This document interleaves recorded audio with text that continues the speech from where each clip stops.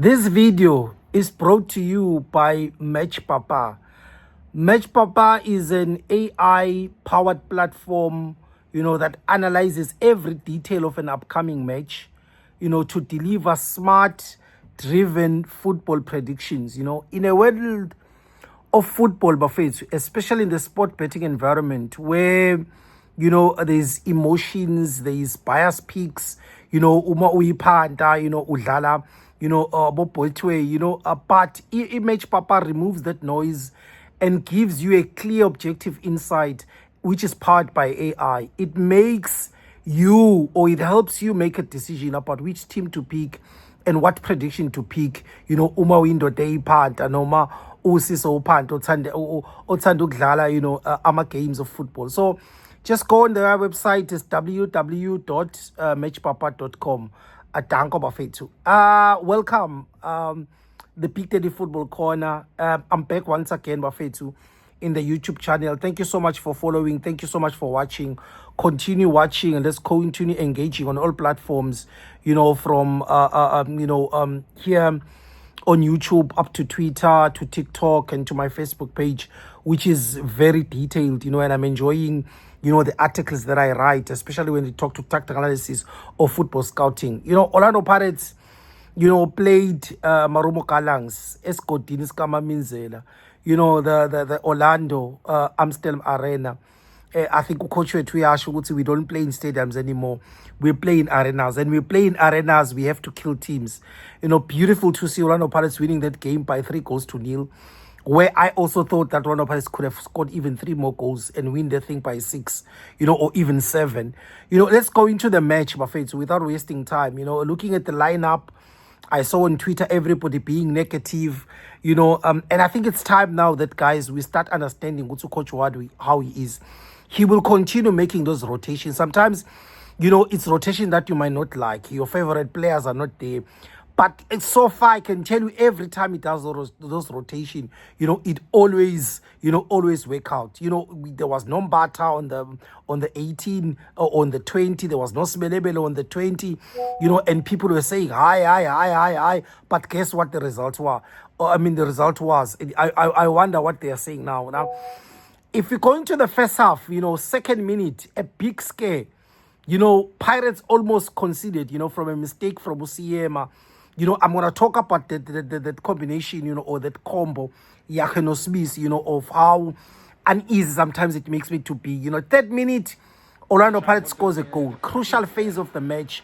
On the third minute, Orlando Pirates is 1-0 up. Beautiful constructed goal, Apolis, operating in that half space. Tito deliberately dropping into midfield, dragging the defenders with him. Marumo backline shifted because of the move Tito, which I think it was brilliant. Opened the space for Rele to receive behind the line, exploit that space that opened, in that, and Rele showed exquisite control with his left foot, which is his weaker foot, before providing the assist. Mbuthuma finished from close range.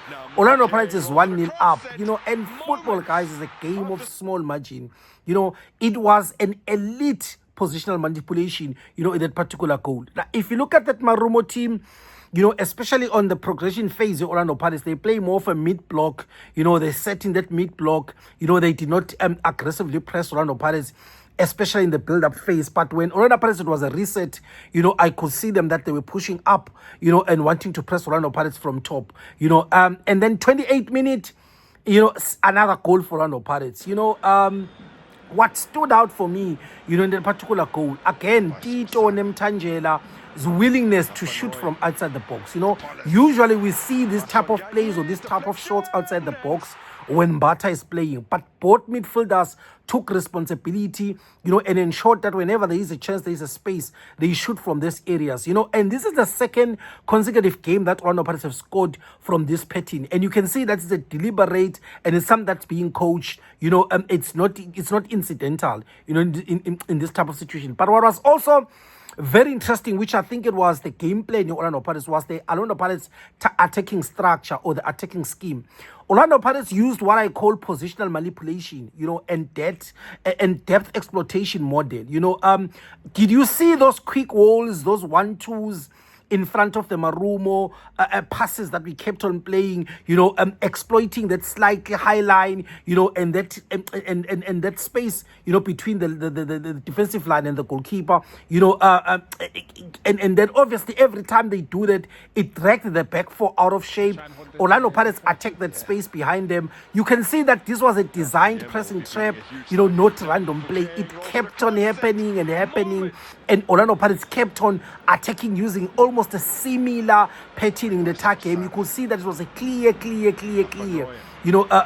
game plan, particular game. In that particular game, they were using those double tens, Tito no Rele, and it was 100% intentional. Both they constantly received in between the lines. Both could drop, bounce, turn, spin, shoot, and it destabilized into Marumo the entire game, that entire defense. Again, before halftime, Tito dribbled through the Marumo defense inside the box. How did that not result in a goal, guys? Yeah, but it's what it is, And also the other interesting detail was Marumo looked that they had planned, for Undaba, or they have planned for the Orlando Pirates left back, because Orlando Pirates always uses that particular player as an attacking threat. They were trying to utilize Undaba. Otladisa was instructed to go. He needs to track and shadow him. Because every time Orlando Pirates play losing the left most of the time, and they always use that left, to provide that width, and they use that right, to provide numerical superiority into midfield. And if you watch Orlando Pirates, that's normally how they play. So they were trying to deny Undaba that space and remove that width, attacking threat to Orlando Pirates in this particular game. The other concern that I had in the first half is a set piece concern. I think last season Orlando Pirates, when Dlamini was there, when Hoto was there, whenever there was a set piece, you could see that, Orlando Pirates could score anytime. There was always that set piece threat, at Orlando Pirates. But this time around, without those players, there's nobody who has raised his hand and say, I'm taking this set piece. I think Orlando Pirates, we've moved from being lethal on dead balls, and all of a sudden, we become toothless into that. In the second half, when the second half started, I tweeted and I said, I hope Orlando Pirates players, they don't take their foot off the pedal, because Orlando Pirates still need to score more 2 goals.